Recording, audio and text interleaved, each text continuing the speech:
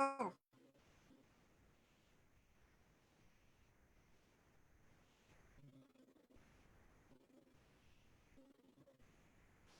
All right, let's see. Let's see if this works. All right.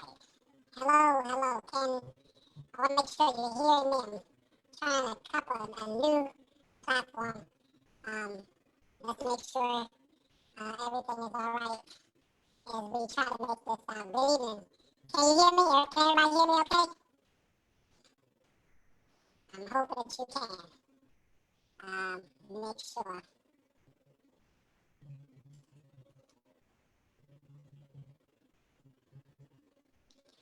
All right. Let's see. I want you to go ahead. Let's get started. I feel like I have a million voice. Okay, it sounds like a cartoon. Okay.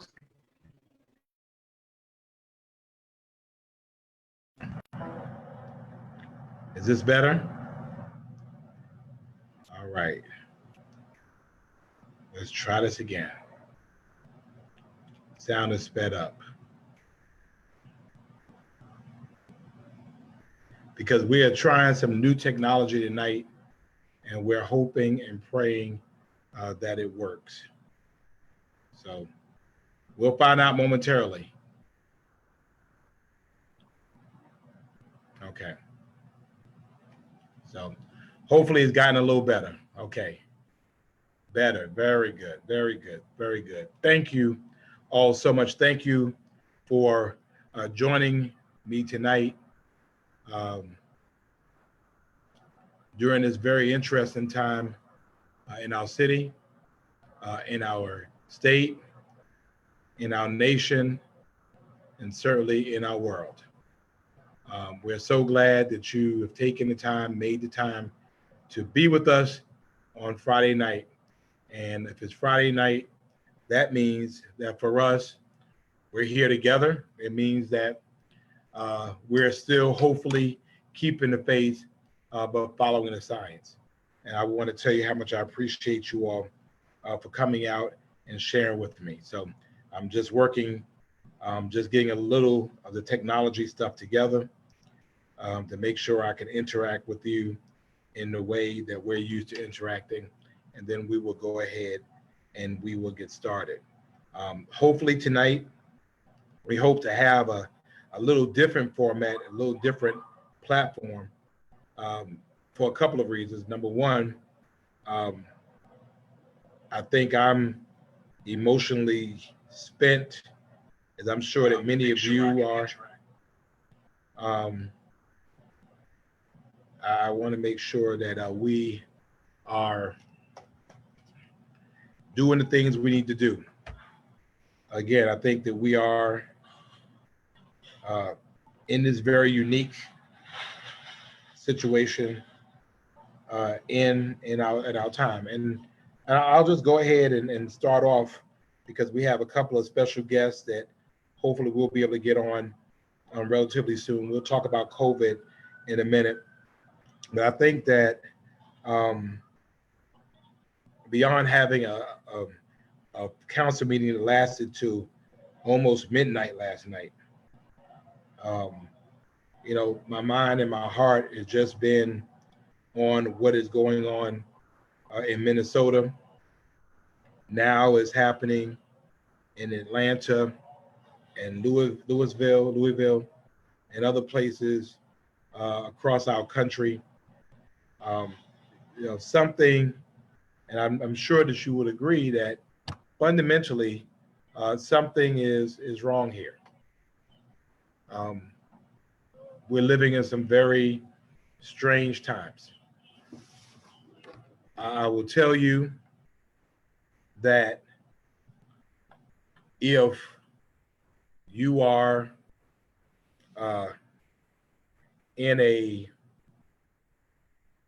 if a plane crashed and the plane crashed multiple times, if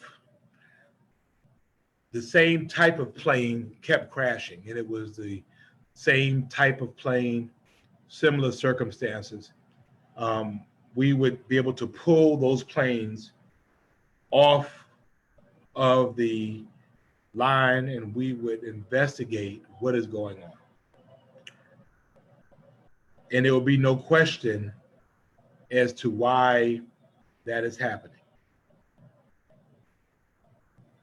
And yet, across our country, again and again, we have these situations involving law enforcement officers and unarmed Black men.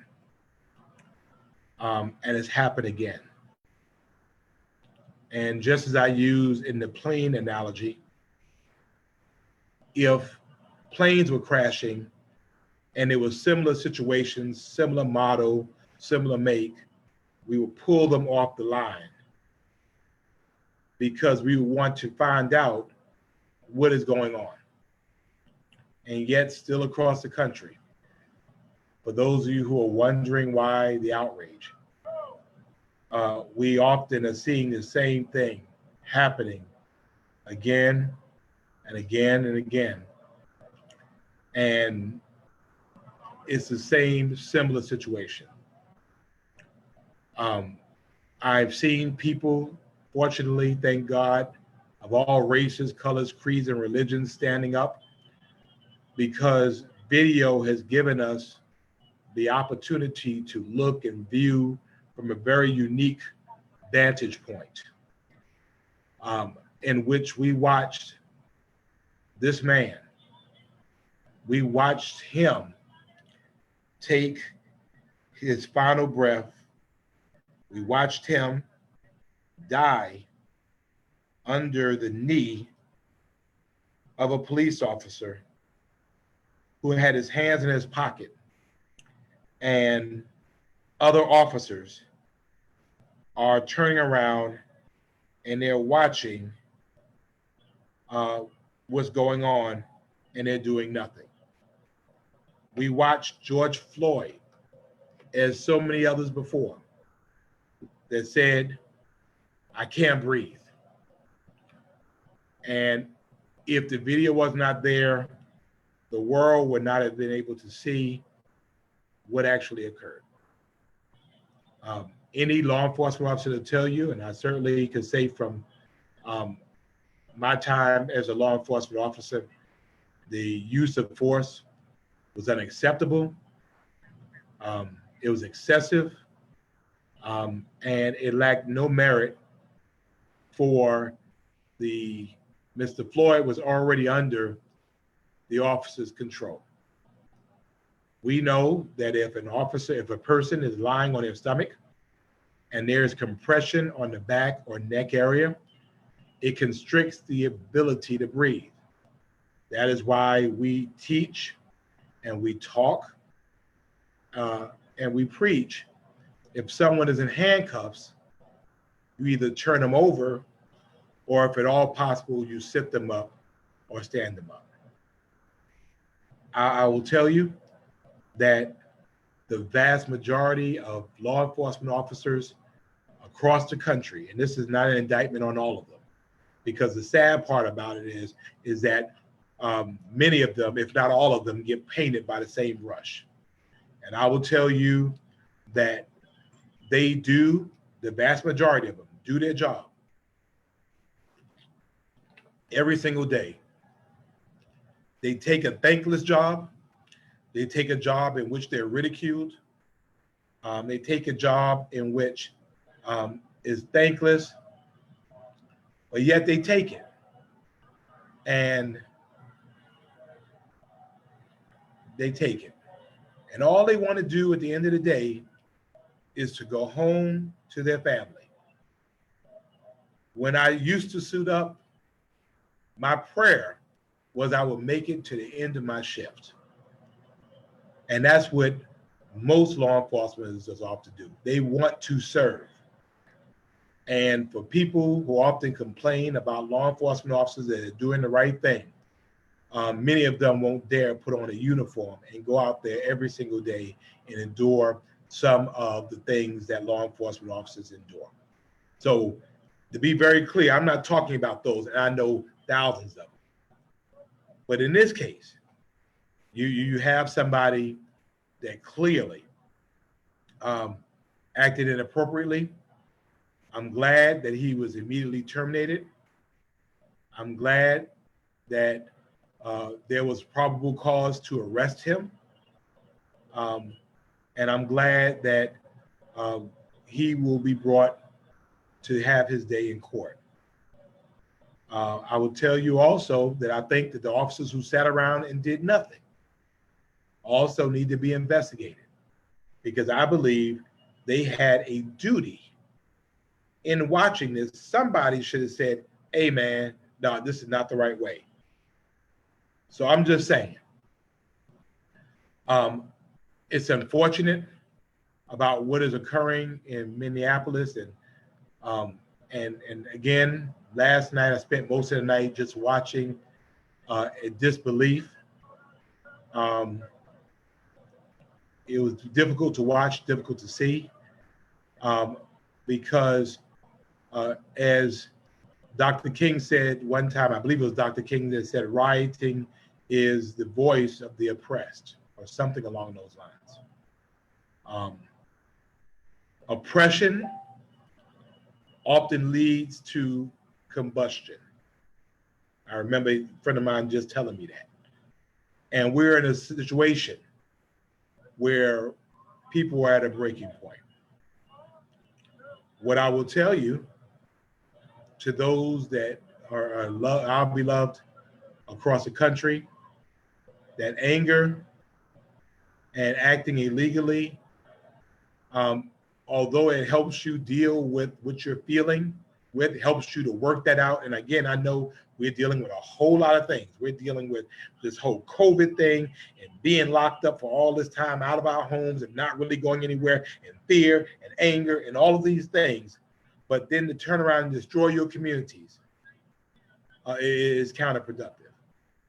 I made the commitment to you, and I continue to make it, that as far as the Savannah Police Department, and I wanted to make sure, and I believe the Chief Mentor said it correctly, that as a well-trained, certified, credentialed police department, we are committed to treating everybody with courtesy, professionalism, and respect.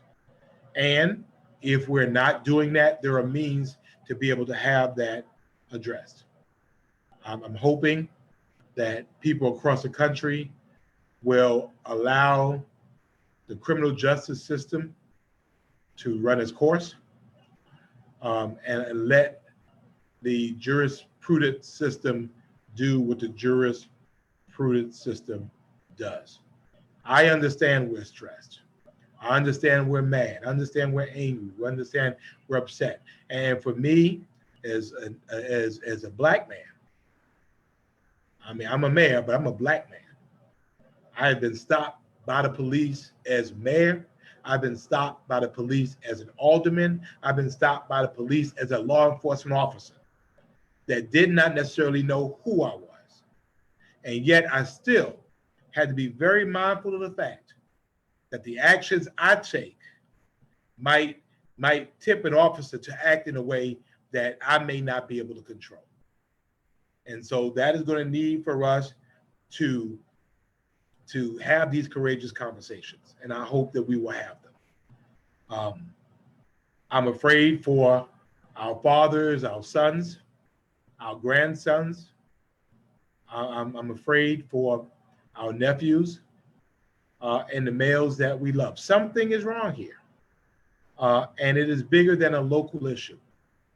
And we will have to address those things. But again, let's take this situation for what it is.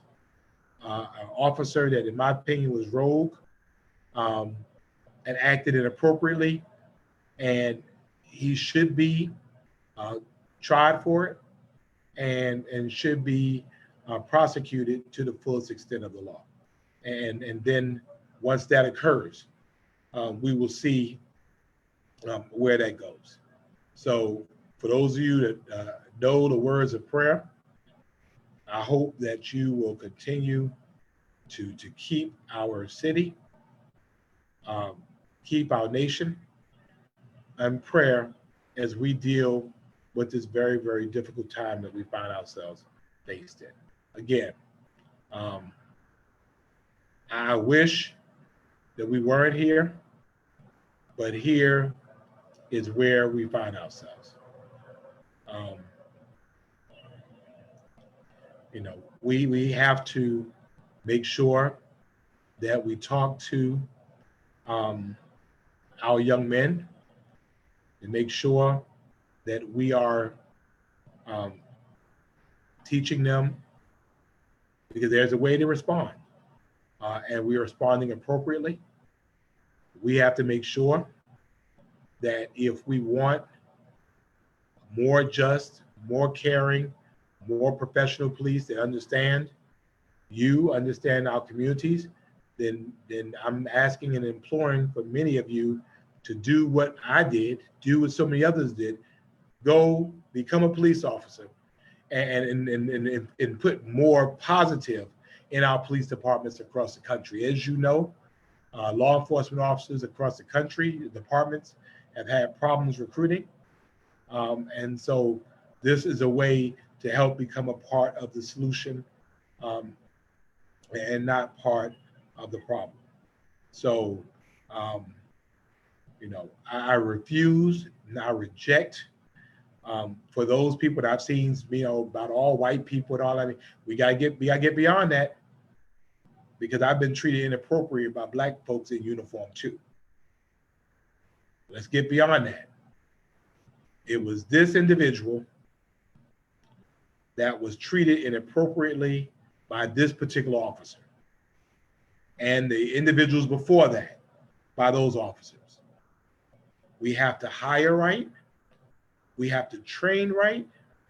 We have to make sure that when there are abuses of what's called the use of force continuum, that we are ensuring that they're investigated thoroughly, that officers are trained, and where necessary, everybody that is a police officer, everybody that passes the academy may not have the mental awareness, stability to be a police officer. And those are the individuals that no longer need or deserve to be law enforcement officers in our community. So I needed to say that. I needed to go there because I know if you're like me, it has been very heavy on your heart. So I'm trying to move on to see where I am, to see whether my guests are on, and I don't see them at this point, but I will keep my eyes open for them should they appear. Matter of fact, let me send a quick post to make sure that they're coming. As far as the coronavirus, last weekend, I took the opportunity to go out to visit bars and restaurants in our community that for some reason were acting like bars. And it was a madhouse. People were out there acting like it was summertime in the city and we were under the pandemic. I walked in some of these businesses with our alcohol beverage control team. And again, very, very interesting, very difficult to be able to see. We're still under a pandemic.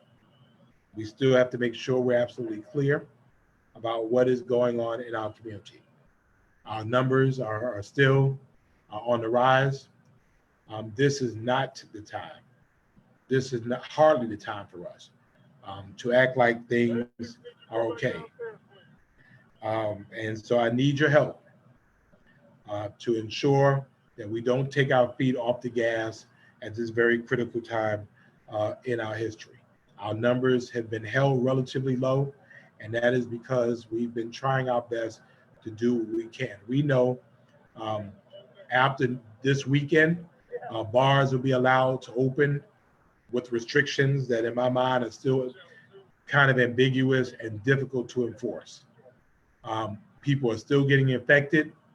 Please don't go out and act crazy. We need you to still be okay. We still need you to continue to keep the faith and continue to follow the science. Hey, producer, can y'all take me off TV for 30 seconds? We need you to continue to keep your family safe and keep those that you love safe. This is so important. And so somebody asked a question, what did I do? I walked around with my mask on. And what did I do? I walked into businesses because I wanted to see whether they were doing social distancing. I wanted to see it for myself. I didn't want to take anybody's advice or report. I wanted to make sure that our officers were handling these situations appropriately. I wanted to see it for myself. And guess what? I sure did. I sat in the park with my mask on and my cap and watched people go to and fro. I watched people with license plates from all over the country that were coming here acting like it was St. Patrick's Day in Savannah. That's what I did.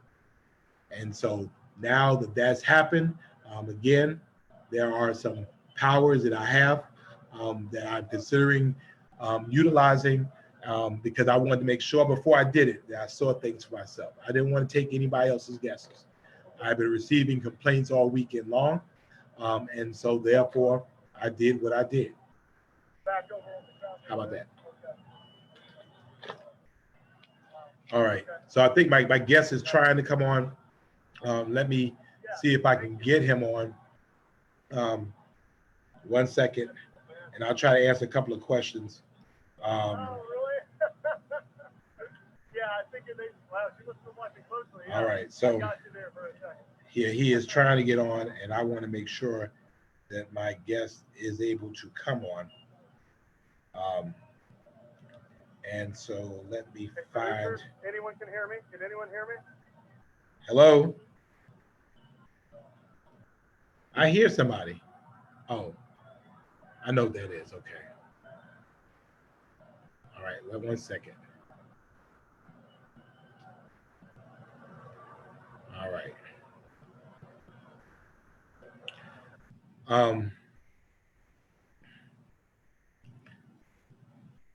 Okay, there we go. So,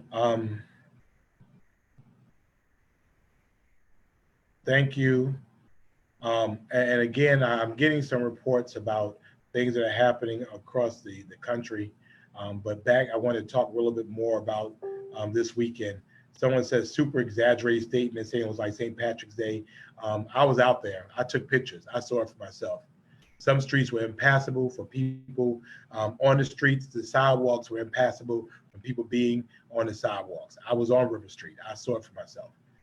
So again, the reason why I didn't want to take anybody else's reports about what was going on, I wanted to see it for myself. So you can say it was super exaggerated all you want to. I know what I saw. I know it. Good, thank you. Here we go. I found my guest. And let me go ahead and let him in. Very glad to have with us Dr. Lawton Davis. Dr. Lawton Davis is the director of the Coastal Health District, which covers Chatham County, which includes Savannah, and a bunch of other counties. He has been, I think, one of the unsung heroes of our community as it relates to this virus. He has been, I think we've talked nearly every day. We've spoken a whole lot. I don't know if you wanted your video on, Dr. Davis, but I just wanted to thank you for coming on. I know today is your wife's birthday. And as you know, I've been doing this every week, just communicating with people about what's going on. Dr. Davis, I know you only have a couple of minutes, but I wanted you, from your perspective as our Coastal Health Director, to just talk to our residents about what the real deal is, because I think we're all over the place. They don't know that I talk to you all the time. So what I'm talking about when I say keep the faith and follow the science, I'm talking about this after talking with you. So Dr. Davis, welcome.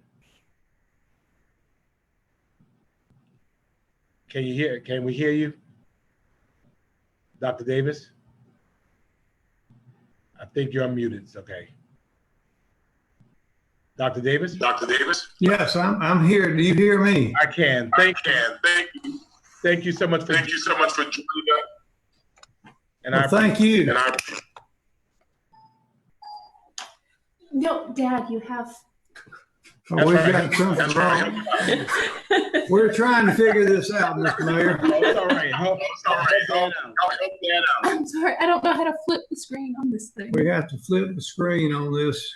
All right. This is- All right, we're gonna flip the screen. We're going to do something. We're not sure This is what. not an There iPad. you go. There you go. Now up a little bit more. A little bit more.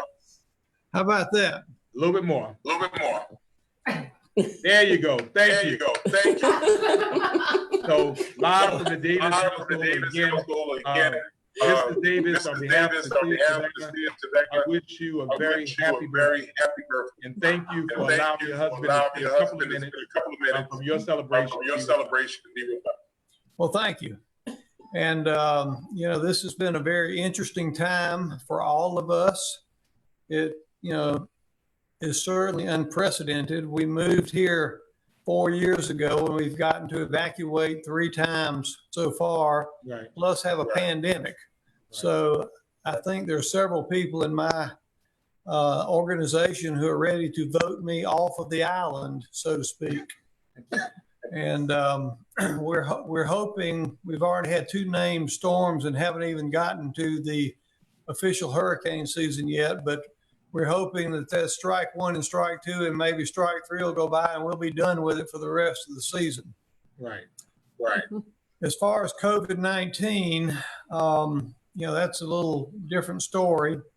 There's a lot we don't know about this virus.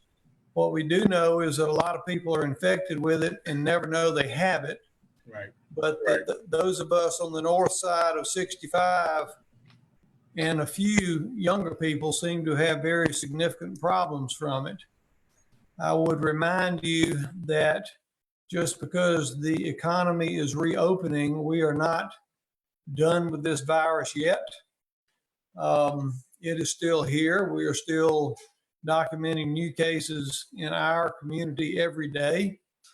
We've been fortunate that the burden of the disease is not nearly as high here as it is in some other places in Georgia, but that could change if you and I do not continue to practice good public health hygiene and social distancing.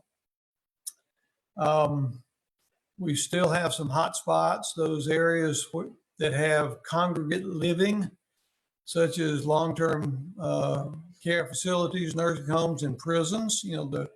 Those populations, unfortunately, are susceptible to rapid and silent spread of the virus throughout their communities. And so I think it's really incumbent on each of us to be personally and socially responsible in our actions and to try to demonstrate or set a good example for those people who may be less inclined to be careful. One of our concerns is that people who are younger and less likely to have a problem just simply don't realize that they can be infected, be totally asymptomatic, and spread the virus to someone else. So as we go into the summer and as the economy reopens, as it must, we need to do this in a safe manner. And those of us who can take precautions need to always do our best to follow good scientific advice.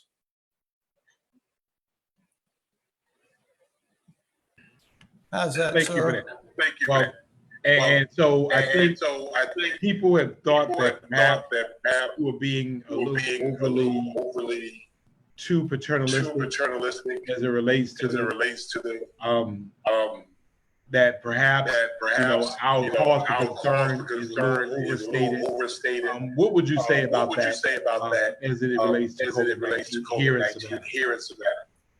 I would say that locally, we've done a pretty good job of, as people say, flattening the curve.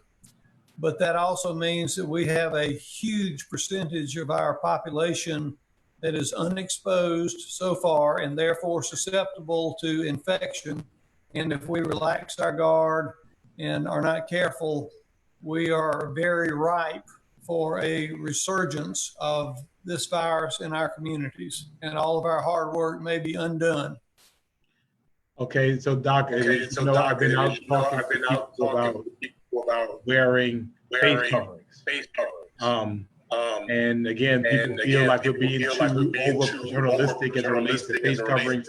What's your position on face coverings as a doctor?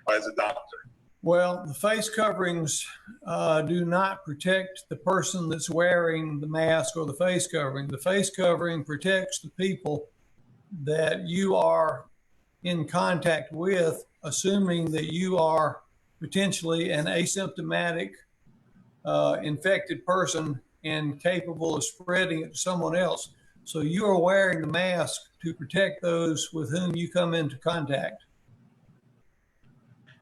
So you would still recommend mask or face coverings even now? Yes, sir, definitely. The fact is, at this point in time, we do not have an effective treatment for this virus, and we do not have an effective vaccine. And so the only tools we have to combat this virus are social distancing and what I call good public health hygiene, which is face masks, covering your coughs and sneezes, washing your hands frequently, and social distancing. So if you had something to tell our folks on, we have almost 500 people on this call, what would you tell Savannah? I would tell Savannah that thus far we have done a very good job of being prepared and end, as you say, one of two things or both must happen. We must either develop an effective treatment for the virus, an antiviral medication, or we must develop what we call herd immunity. And that means that somewhere between 70 and 90% of the population is immune to the virus. The only way to develop herd immunity is either to be infected with the virus, recover and be immune, or to have a vaccine that stimulates your immune system so that you are immune. At the moment, we don't have either of those. And so I don't know how long this might last. It may come back year after year after year. It may never go away. There are a lot of smart people, a lot of people who are smarter than I am out there speculating on this, but nobody really knows what's going to happen with this thing. So hand washing, hand sanitizing, face coverings, social distancing is the way to go. Right. And then on our part, what we do is we investigate each known case. We interview anybody who tests positive. We get a list of their close contacts, and then we contact those people and we advise them about quarantine and isolation so that they don't spread it to someone else. So all the good, quote, public health hygiene, unquote, practices, plus case investigation and contact tracing, those are the only tools we have. And then finally, places where people congregate. I can't see, the reason why people go to bars, they go to nightclubs, the reason they go to churches, they go to funerals. These are places in which the nature of people being in close proximity to each other happens. What's your thoughts about people who are ready to go back to church or to the mosque or to the synagogue, or people who just, they got to get their dance on, they got to get to the club, get to the bar. What is your thought about that at this point in time? Okay, two different things. Number one, there are a lot of wonderful things about places of faith and worship. community. It's very important to a whole lot of people in our country. Unfortunately, meeting in person puts you in close contact with other people, usually inside a room, breathing community air for an extended period of time. In those circumstances, the 6-foot social distancing goes out the window. It makes no difference. I heard today from some people who say that for people who are singing in a choir, proper social distancing is 30 feet apart, not 6 feet apart, because as you sing, you exhale very forcefully, so you spread your droplets widely, but you also inhale very deeply, so you inhale more of those droplets. In bars, they're typically not real large. They're typically crowded. People are typically lubricated and speaking loudly. And you're laughing and you're up close and personal with somebody. So you're coughing and laughing and speaking loudly in somebody else's face. And so it doesn't take very long for you to inhale enough of those infectious droplets to reach what we call the minimum infective dose. And then you're infected, and that's it. So, we don't per se have anything against bars, and we certainly don't have anything per se against houses of worship. It's just by their very nature and the things that go on in those places, they are high risk. I think I got one more. There's been a lot of talk about contact tracing and antibody testing. What are we doing here locally as it relates to those contact tracing and antibody tests? We receive a report of every single test that is reported as positive. In Georgia, the Department of Public Health does. We get that locally, and our team of epidemiologists and contact tracers contacts every single positive case. We interview that case. We find out where that person has been, where they work, and who their close contacts have been. And then we have another team of people who takes that list of close contacts and calls each one of them and does the same type of interview with them. We do not identify the name of the person with whom they may have been in contact. We simply say, we have reason to believe, or we have been informed that you have been a close contact with somebody who has tested positive for COVID-19. And then we advise them about quarantine, or if they're symptomatic, then isolation, which is slightly different. And we also encourage them to go in for a test themselves, and we might discuss with them the proper timing of that test. We've been very fortunate here in that we're able to follow up on between 90 and 95% of the known cases. Sometimes people have moved or they just simply won't answer their telephone, but we're reaching a very high percentage of the people who have tested positive, and a very high percentage of those who they name are close contacts.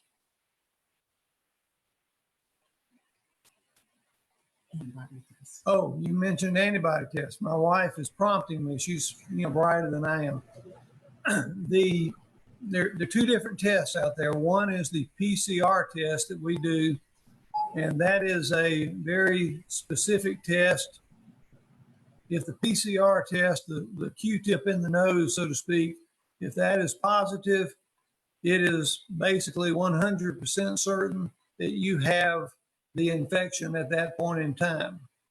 If it's negative, unfortunately, there's a 20 to 40% false negative rate. So a negative test doesn't mean that you do not have it. Antibody tests measure antibodies or proteins in your bloodstream that develop in response to an infection. The problem with the current antibody test is that they are not very specific for SARS-CoV-2 virus or COVID-19. If you have an antibody test and it is positive, it may mean that you were infected, but it may mean that it's cross-reacting or with something else, or just is a false positive and you never had it to begin with. The other problem with the antibody test is we do not yet know whether the presence of the antibodies measured in that test actually mean that you are immune to reinfection. With some of the other coronaviruses, human beings do not develop long-term immunity. So there are absolutely zero studies thus far in humans that document or show for certain that if you have COVID-19, you're symptomatic, you recover, that you are immune. In fact, we know of certain people who have had COVID-19, been symptomatic, tested positive, 2 weeks later they're negative, another week later they're negative, and 3 weeks later they get sick again and they're positive again. And so it appears that those people are becoming reinfected with COVID-19. That's a very small percentage of people, but it is still very worrisome, and there's just a lot we don't know about this virus.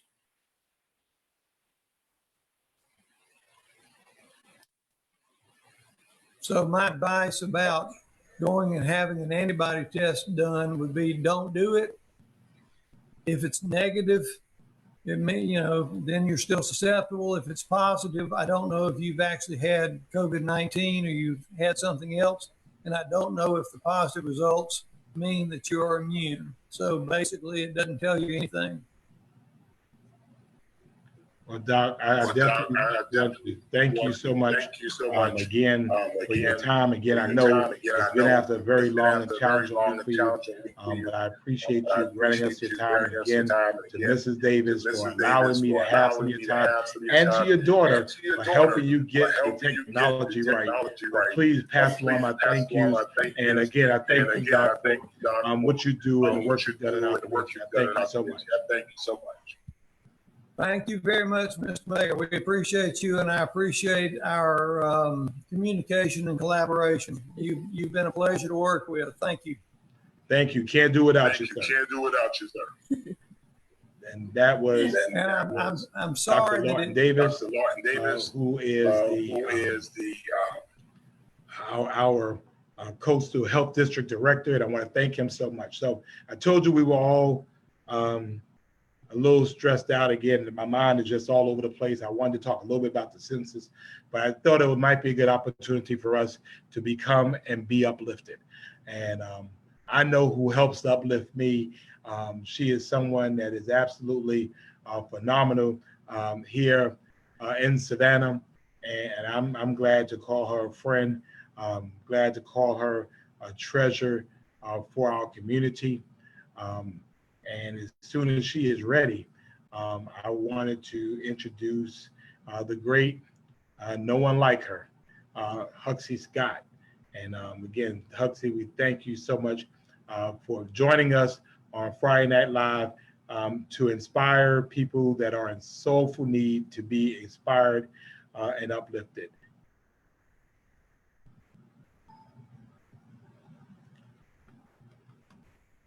Make sure I can unmute you. Okay. There you go. There you go. Okay, so I can't see me, so I don't know what am I starting now? Well, you have to, well, you're on, but I can't see you either. So you have to cut your video to the lower left-hand side. You'll see the camera thing. Okay. It should be next to your mute button. Oh, I got it. And I just learned something new. There you go. Thank you so much. We really appreciate you. Thank you. It's my pleasure. Do I just go ahead and start? I have a couple of songs I want to share with you. Do it. Do you. Okay.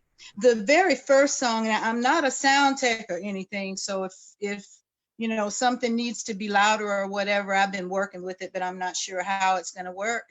But there was a song that I wrote many, many years ago for the tragedy that we had at the sugar refinery. And I was looking at the lyrics of that song, and that it's kind of today. So I would like to share that song with you and then share something a little patriotic with you if I could. Okay. Here we go.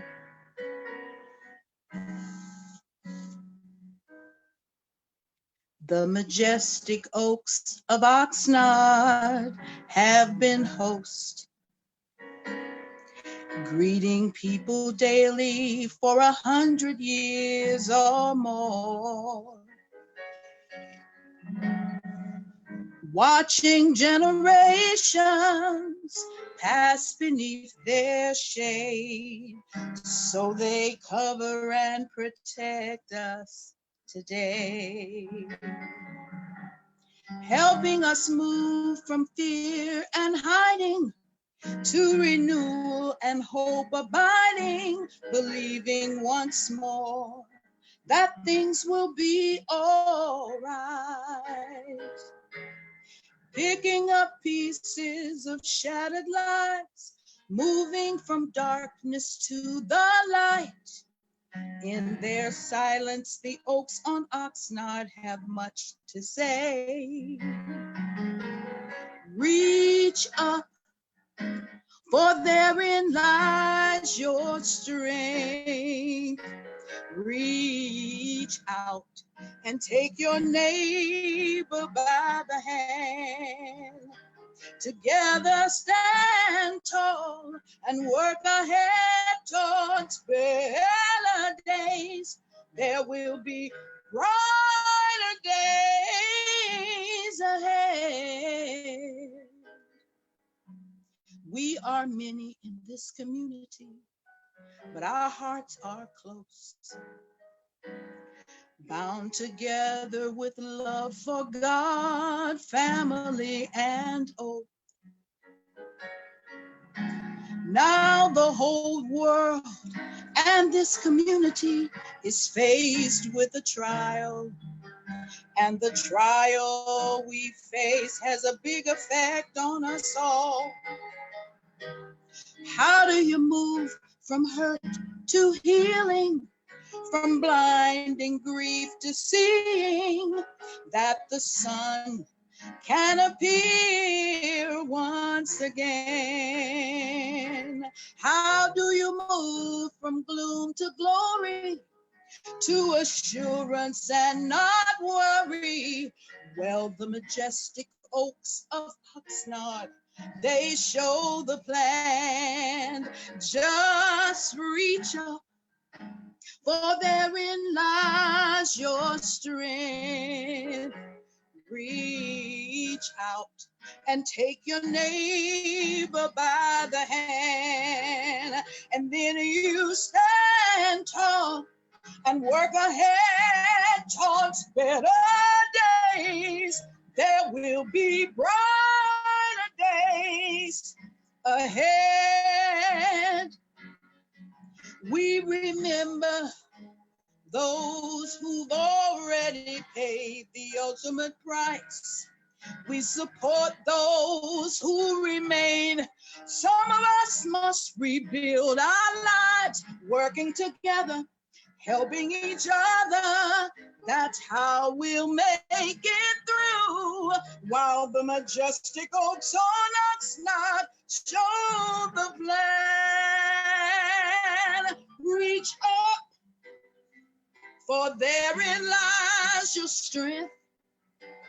You reach out and take your neighbor by the hand. Together stand tall and work ahead towards better days. There will be better days. There are gonna be brighter days. There will be brighter days ahead.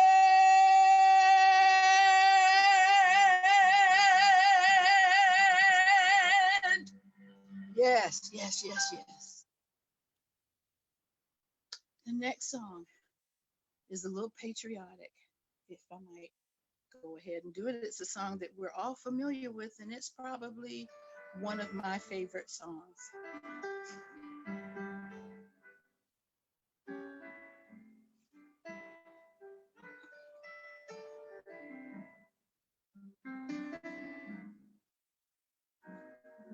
Georgia, Georgia, the whole day through. just an old sweet song keeps Georgia on my mind,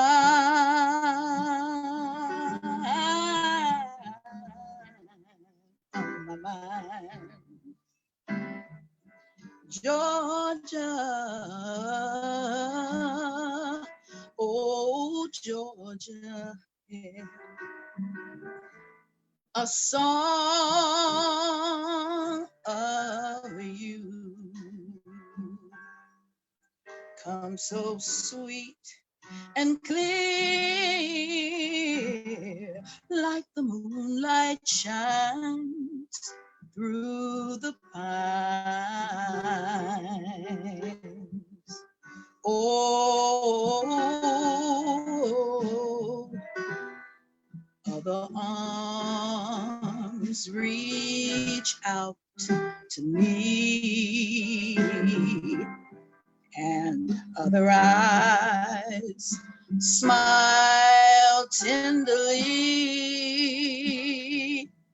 Still in peaceful dreams, I see that every road leads back to you, oh, Georgia, yeah. My Georgia, no peace can I find for just an old sweet song keeps Georgia on my mind. Yeah. Oh, there are other arms that reach out to me, and there are many, many, many other eyes that smile tenderly.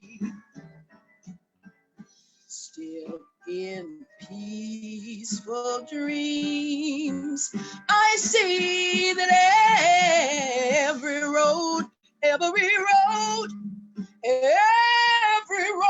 leads back to you. I'm talking red clay hills, I'm talking peaches, magnolias, oh Georgia, no peace can I find. I am from Savannah, it's Georgia's fair city by the sea. It was founded by General James Oglethorpe in the year 1733. All I gotta do is hear an old song, any old song, and Georgia will be smiling gently on my mind. Yeah. Oh, yeah.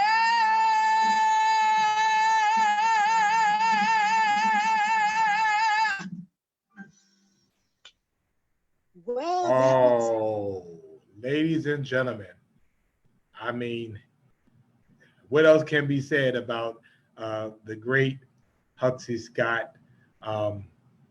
Huxley, thank you so much. I know we were supposed to get you on last week, and I was technologically challenged, but thank you so much. I mean, you know, people are hurting, people are just going through things right now, and I think, you know, just for a moment, for people who need to be inspired and uplifted, I just want to thank you so much for being who you are, and thank you for blessing us in the way that only you can.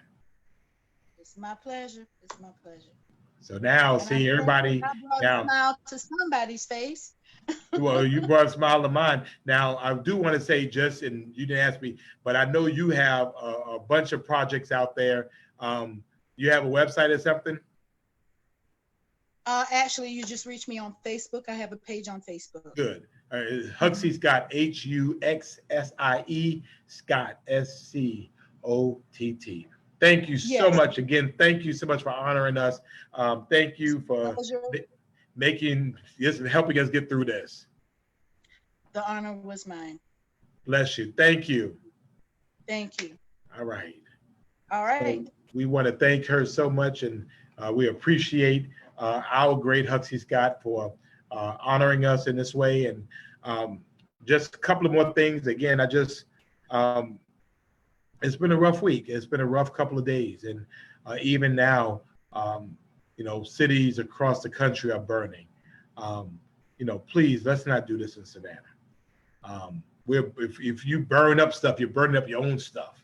And I mean, it's places that you will go to, or people that in your families that have jobs and those things. So I know that there's a protest, a peaceful protest supposed to be going on over here this weekend, and we'll show people how to do it. I understand there were some threats about this, and I plan to be there.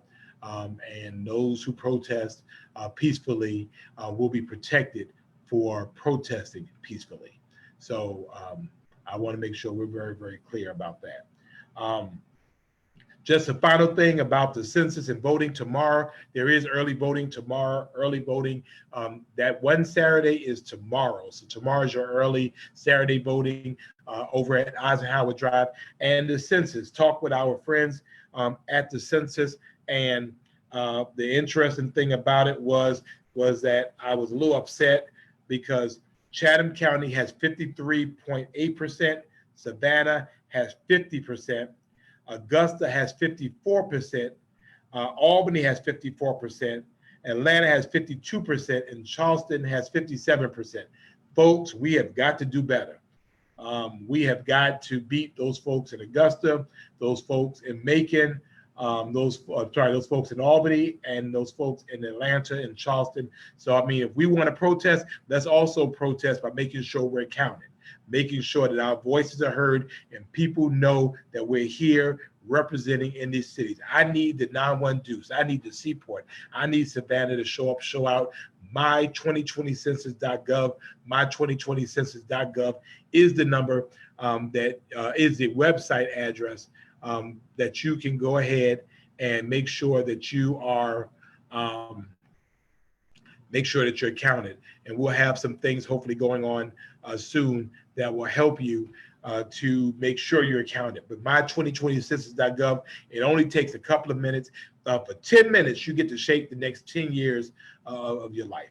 And as far as voting, again, you have to elect people who are going to ensure that we're hiring leaders that are going to ensure that things like police are properly trained or properly and aggressively dealt with to make sure that they respect the rights of people no matter who you are. That is the role of a law enforcement officer, and many of our law enforcement officers, the vast majority of our police officers around the country, police officers, sheriff's deputy, correction officers, come to work every single day doing the right thing. And I want to celebrate them and I want to salute them. And then the ones that are the bad apples, we deal with the bad apple. So let me look and see if there's any quick questions, and then we'll be on our way. Again, I did not want to talk too much because my heart is a little heavy, but I wanted to make sure that we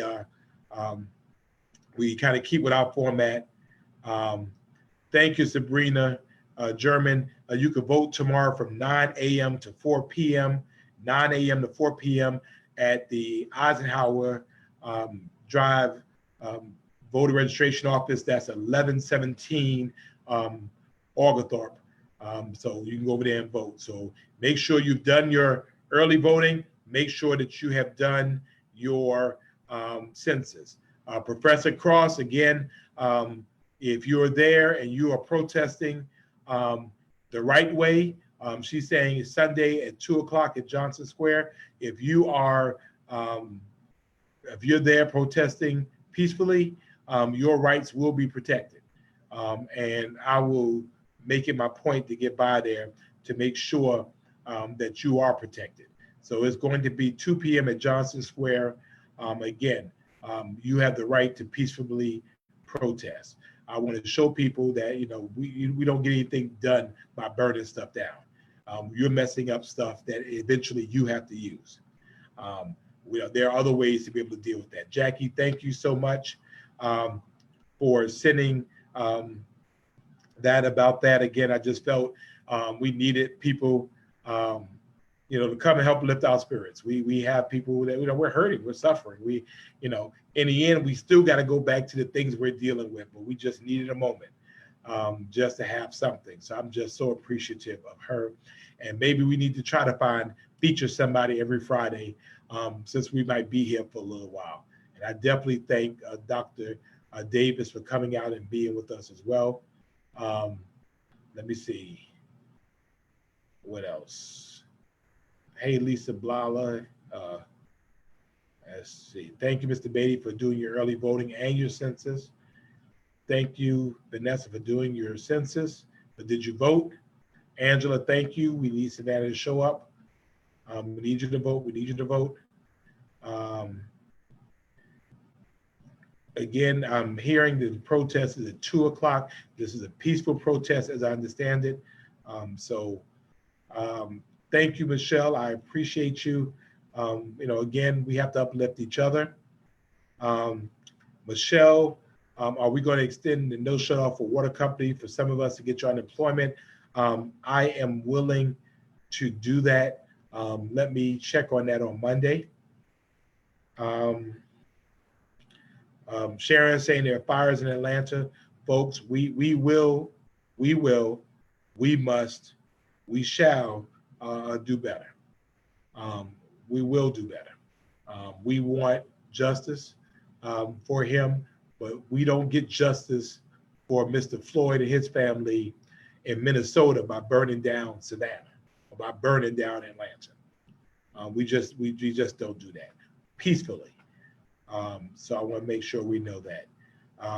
The innovative one is done the census and the voting. Thank you, Professor Cross. Again, you're very welcome. Again, we're not going to allow people who peacefully protest to be victimized. And if I got to come down there myself to make sure you're not, then we will do that. Again, we're going to do right. But I need you all, Professor Cross and anybody else who's trying to do a protest, to insist that we do it peacefully.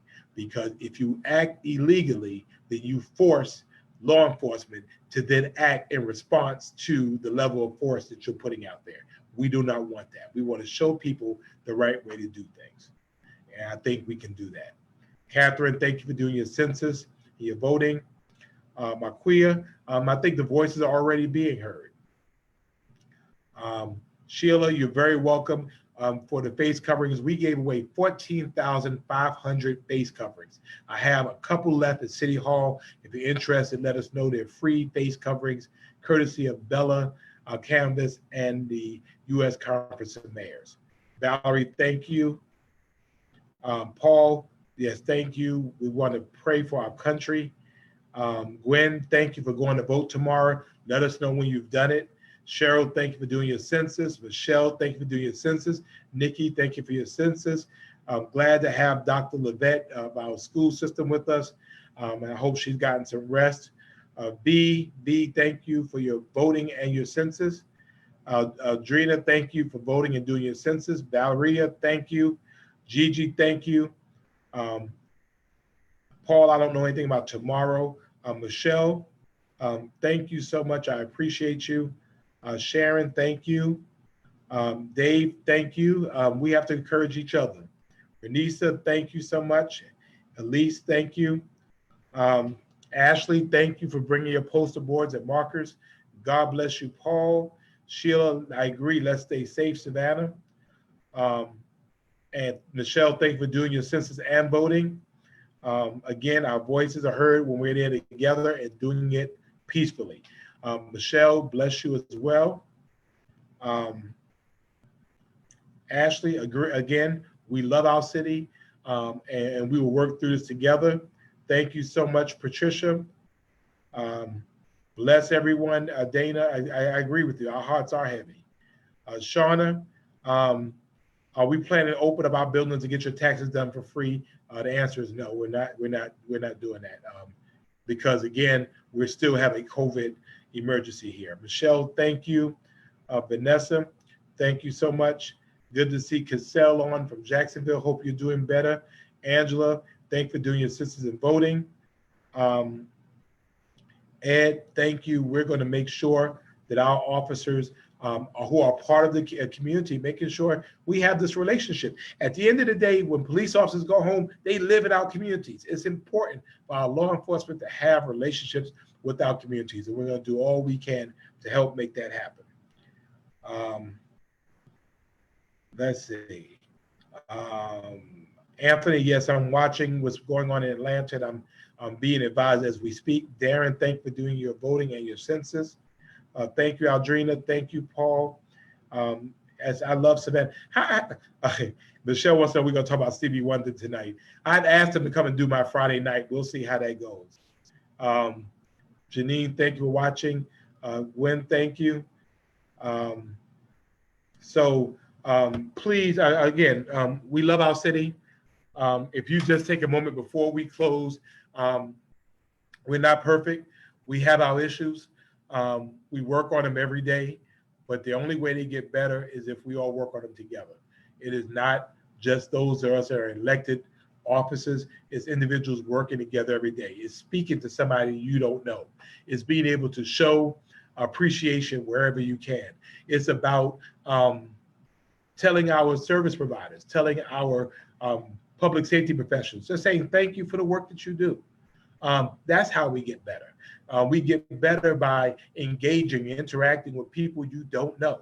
They might be of a different race, might be of a different religion, might be of a different, from a different country, might be of a different sexual orientation, but it's an opportunity to say, we are part of this community and I want to get to know you. Can you just text? I want you to put that out. If you love Savannah, I want you to put out there, I love Savannah. If you love Savannah, we want you to show love for your city. And if we love our city, we love the people in our city. And just like we love our families, everybody in our family doesn't always do right, but we still love them anyway, right? We still love them anyway. And so we love our city, we love the people in our city, and we love the people in our city enough to, even if we disagree, that we still love them. We still love them. We still love them. And we accept them for who they are because we want them to accept us for who we are. So, please, if you love Savannah, I want you to say thank you all. We love Savannah. And because we love Savannah, and I'm talking to you, Professor, because we love Savannah, and for those who are talking about protesting, because we love Savannah, and although our hearts go out to those in Minnesota, because we love Savannah, we will gather, we will peacefully protest in solidarity about what's happening all over the place. But we recognize that burning, destroying, doing all kinds of crazy stuff in Savannah does not help George Floyd or Mr. Floyd and his family in Minnesota. We have to recognize that we stand in united voices to insist that justice is done. But that is not achieved if we love our city and love the people in it by burning stuff down. And I'm pleased, I am pleading with people across the country that are engaged in that type of behavior. It is counterproductive. And I know you're stressed. I know you're upset. I know you have anxiety. I know you've seen enough, but I'm telling you that illegal actions initiate legal responses. Keep that in mind. And so we recognize and respect the right that two wrongs don't make a right. Burning down people's places and looting people's stores does not make anything better for anybody. And remember, we live in Georgia. Guns are everywhere. Keep that in mind. So I just want to thank you all so much. I thank you. Professor, if you would send me the information about the protest, we'll post it. We will get it out there. And again, I refuse to allow you or anyone who's peacefully protesting be victimized in any type of way. And like I said, if I got to come out there and stand with you so that you don't, we will make sure that happens. We're not going to tolerate that. We're not going to tolerate hate in this community. I mean, we may have before, but we're going to do better. We're going to do better. And I'm going to work short and make sure that we are doing better. So thank you so much. I hope, again, tonight you didn't hear me ranting and raving for a whole hour. I thank Dr. Davis for the time. I thank Huxley Scott for blessing us. She's uplifted my spirits even for a little while. And just sometimes you need an opportunity to have your spirits uplifted. I think she absolutely did that tonight. And we're so blessed to have her as a part of our city. I've been blessed to call her friend for many, many years. And she's certainly a Savannah Jew. So appreciate you. God bless you all. Keep us in your prayers. It's been a long time, long night, probably a long night tonight as well.